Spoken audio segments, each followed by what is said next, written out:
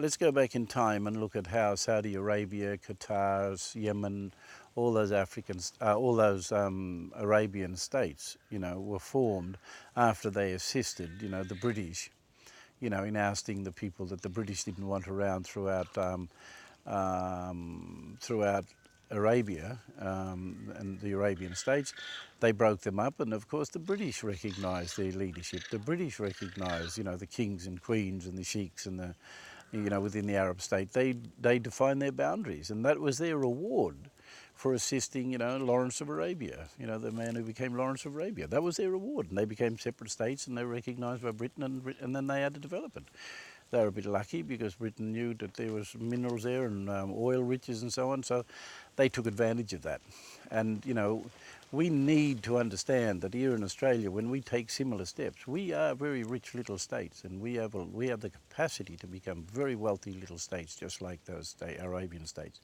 Then you have a look at the other states who fought against the British and the French, and others who had colonised them. They went through ravaging wars where a lot of pain, a lot of suffering occurred.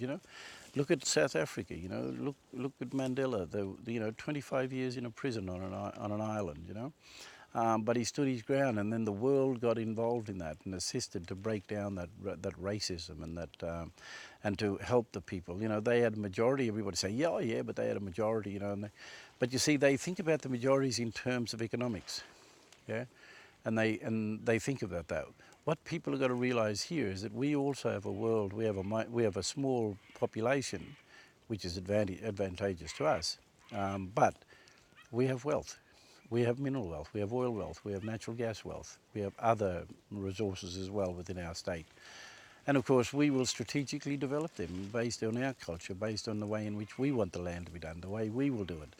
And of course it will give us that sustainability, it will create that economic sustainability, but there are other methods of course using the resources of the land. And I remember the old fellas telling me, if you look after the land will always look after you. Yeah? And so I work from that premise. So all those liberation movements that have taken place, sure, they've all had to come and find economics. They've had to find their way of developing. Let's have a look at some of the African states who are running around the world, who are recognised nation states.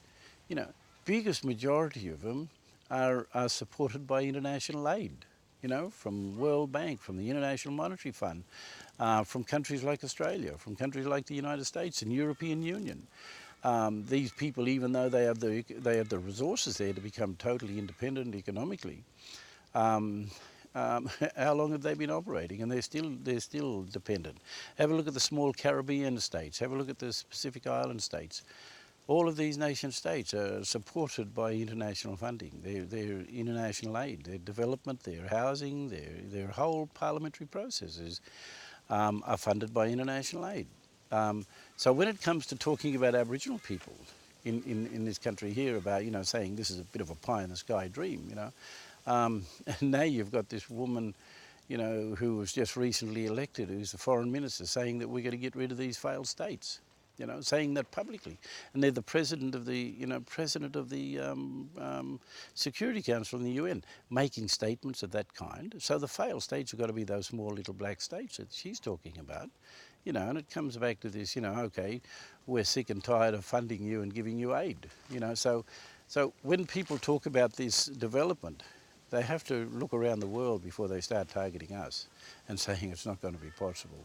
We've had enough experience to know how they're failing and what they're doing wrong and how it all fails and why they're failing, right? We in this here country, we think about people first. That's our culture, that's our obligations.